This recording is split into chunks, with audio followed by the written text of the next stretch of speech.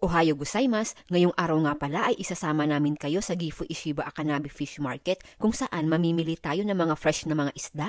Pagkadating mo pa nga lang ay malulula ka na sa sobrang dami ng mga isda. Abay mas malulula ka nga talaga dyan kung mga karne ng baboy ang makikita mo. Fish market nga, di ba?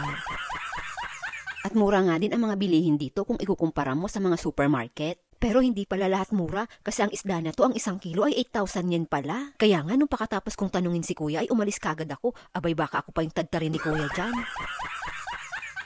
Kaya hipon na nga lang yung binili namin, matambaka at itong saba. Bukod kasi sa yun lang yung kilala naming mga isda, ayun lang yung kaya ng budget namin. Nako, balang araw talaga makakain ka din namin, antay-antay ka lang.